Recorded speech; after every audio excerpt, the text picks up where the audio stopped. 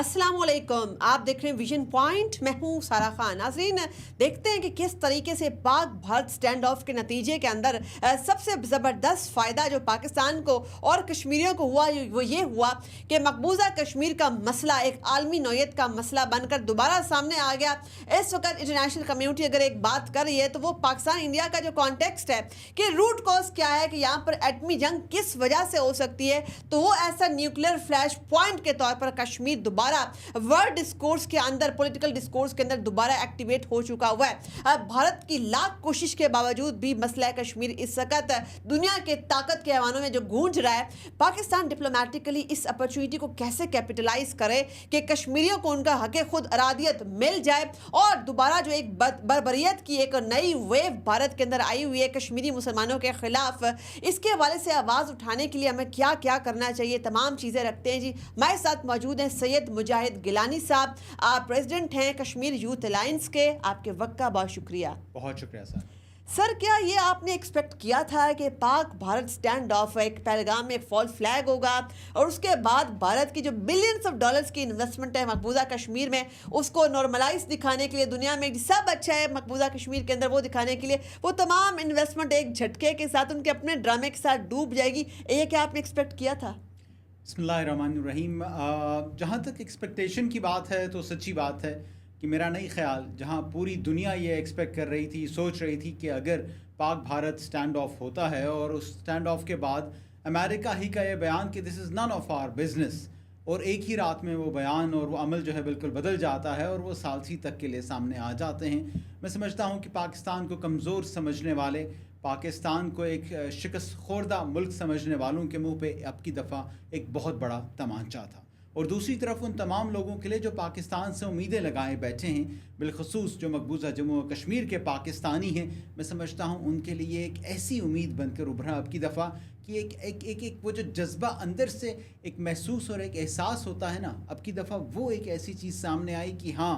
पाकिस्तान के अंदर इतनी हिम्मत, सक्कत और काबिलियत है कि वो भारत जो कि उससे कहीं गुना बड़ा मुल्क है, उसको अच्छी खासी मौकी दे सकता।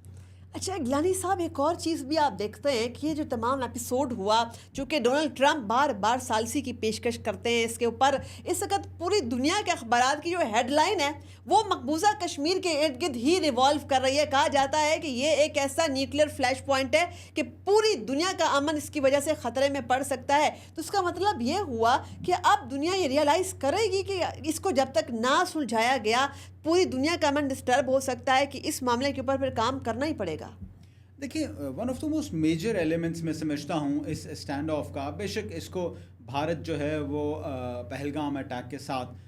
लिंक करता रहा है, बेसरा वैली के साथ लिंक करता रहा है, फिर इसने बीच में इसको मुस्लिम और हिंदू किस्म की एक बात बनाई, उसने रिलीजियस आस्पेक्ट को भी इसके अंदर ले आया। लेकिन हकीकत यह है कि भारत के जो अपने अंदर की सूरत हाल है वो ख़ुद इस कदर दगरगूँ है, वो ख़ुद वहाँ पे जो उसकी स्टेट्स हैं, वहाँ पे जिस तरह से गाँव रक्षक, वहाँ पे जो हिंदुत्व के पुजारी हैं, वो जिस तरह से मुसलमानों को गाजर मूली की तरह काट देते हैं। जहाँ कहीं भी अगर गाय की बात आती है, जहाँ कहीं भी मुसलमानों के हकूक़ की बात आती है, ये मेनलैंड इंडिया की एक सूरत हाल है। दूसरी तरफ आप ये देख लीजिए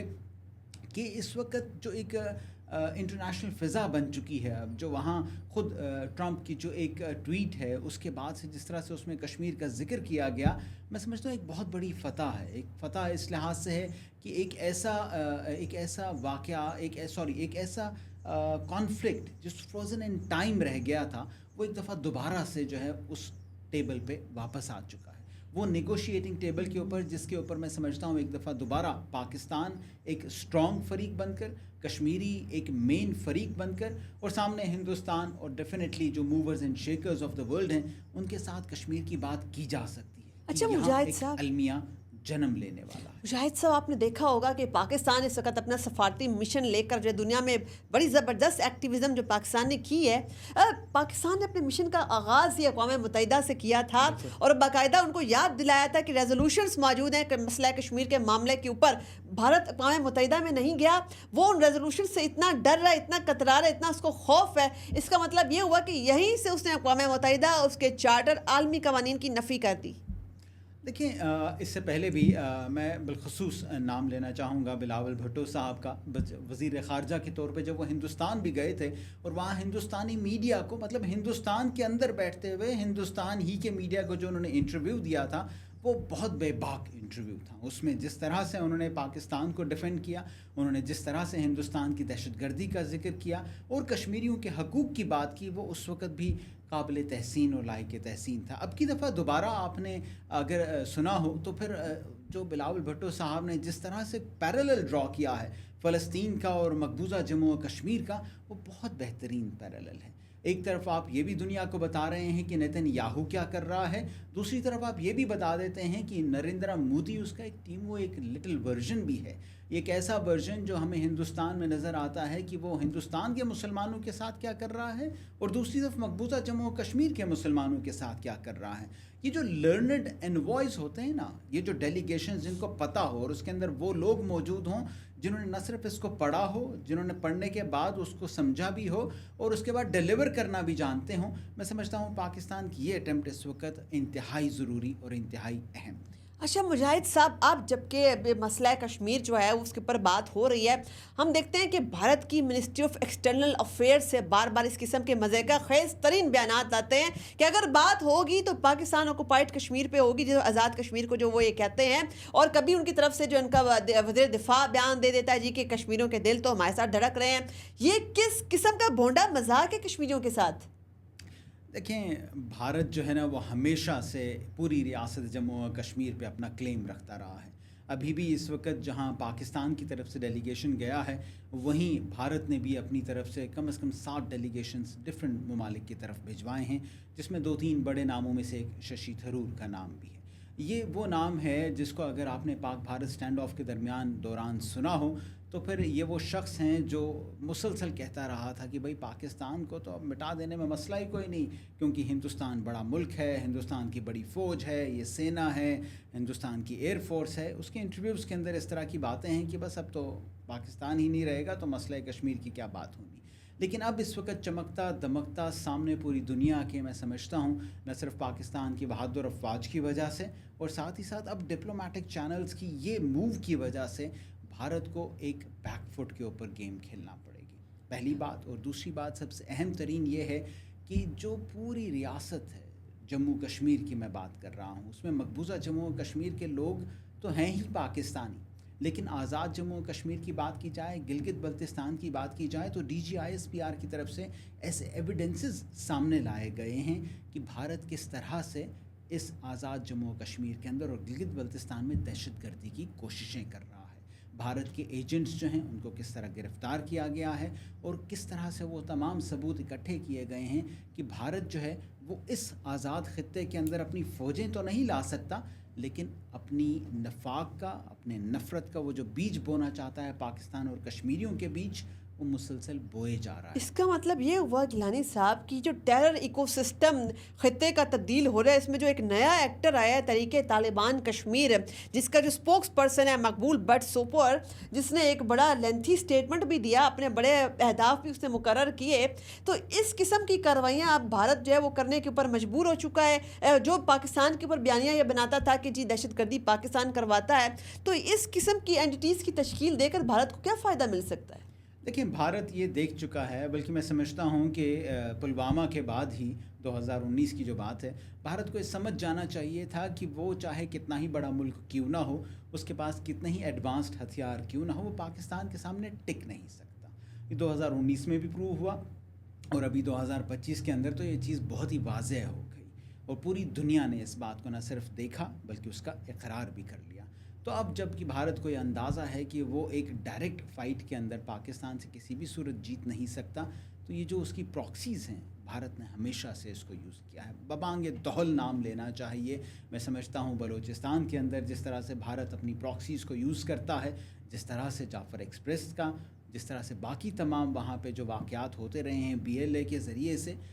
یہ بڑے کلیئر ایویڈنسز ہیں. بھارت اس وقت اپنی پراکسیز کے ذریعے پاکستان کو نقصان پہنچانا چاہتا ہے، پاکستان اور کشمیریوں کے انٹرسٹ کو نقصان پہنچانا چاہتا ہے. دیکھ لیجئے، مقبوضہ جموں و کشمیر ہو اپنی جگہ، لیکن آزاد جموں و کشمیر اور گلگت بلتستان کے اندر جو وہاں کی عام عوام ہیں وہ پاکستان سے محبت رکھتی ہے. آزاد کشمیر اور گلگت بلتستان کے لوگ تو پاکستان کے اندر نوکریاں کرتے ہیں, پڑھتے ہیں, رہتے ہیں, ان کی رہائشیں ہیں, ان کی رشتہ داریاں ہیں. یہ محبتیں جو ہیں, یہ جو جہلم کا دریا ہے اس کے آر پار تو رشتوں کے اندر بدل چکی ہیں. وہ خلوص, وہ رشتہ داریاں, بھارت اس چیز کو نہ سمجھ سکتا ہے نہ اس کو توڑ سکتا ہے. بھارتی گورنمنٹ کے اندر یا ان کی افواج سیکیورٹی آپریٹرز کے اندر کیا اتنی جرت ہے کہ وہ کسی کشمیری کو اپنی افواج آرمڈ فورسز کا حصہ بنائیں, جبکہ آپ ریپرزنٹیشن کشمیریوں کی ہماری آرمڈ فورسز کے اندر آپ دیکھ لیں تو یہیں پر ایک آپ کو جو ہے پکچر ساری کلیئر ہو جاتی ہے. دیکھیے ایون بھارت جو ہے نا, اس کا جو ایک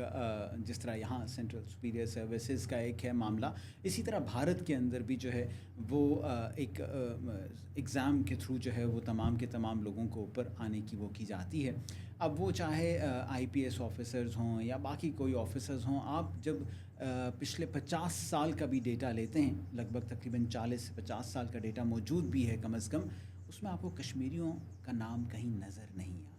وہ تمام کے تمام کشمیری, اگر اس وقت بھی بات کی جائے تو لیفٹیننٹ گورنر کا جو آفس تھا مقبوضہ جموں و کشمیر کے اندر, اس کے اندر کتنے کشمیری مسلمان تھے سب جانتے ہیں, زیرو.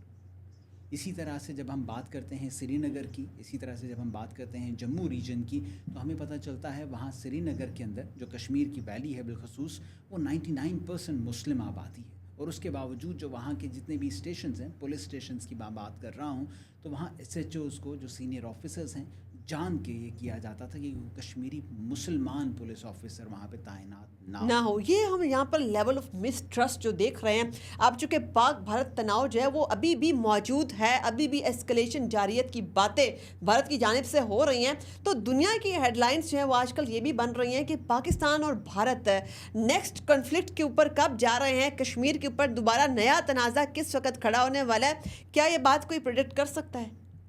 دیکھیں, کشمیر جو ہے وہ ایک